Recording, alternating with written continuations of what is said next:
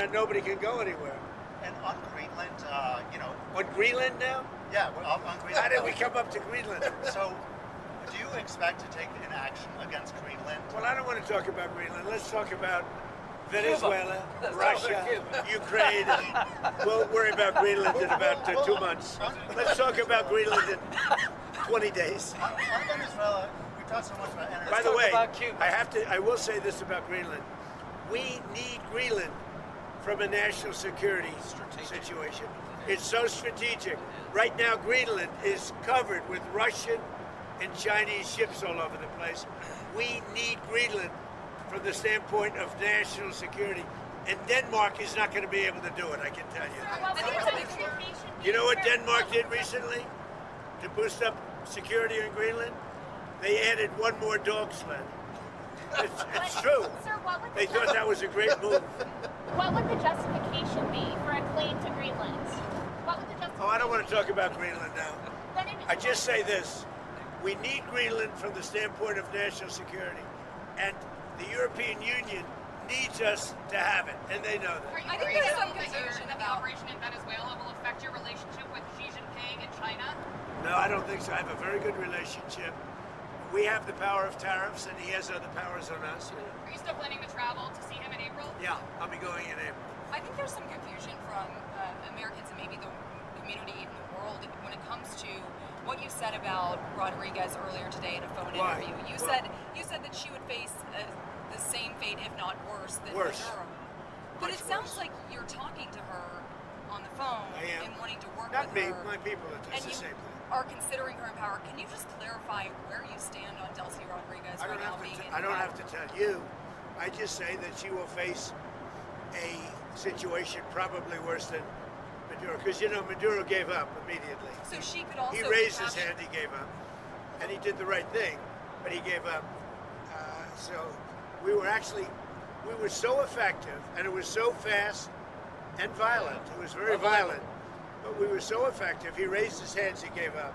What was the most violent moment during I don't the want to tell you. Did you get a There are some bad moments, but there were some very violent moments. I don't want to tell you. Did you get a briefing at all on Maduro's first night in U.S. Yes.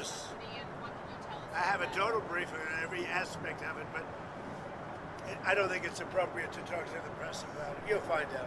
When it comes to him in court tomorrow, I mean, what's the end game here with Maduro? Does There he is just no rot end game. in We're a just US going to go prison? through a slog of a trial. The judge is very respected, Judge Hellerstein. He's a highly respected judge. We'll see how we do. The case it's infallible. And people are so happy with what we've done. You go down to Miami, you go down to a lot of places, and they're all dancing in the streets of this country. Now he was a rough man. Killed millions of people. He killed millions and millions of people. After he stands Can trial, I just would say you ever- something? We got that. This is a good thing, not a bad thing. President Biden put a $25 million bounty on the guy's head. Why? Because he was a horrible criminal, murderer, poisoning our people.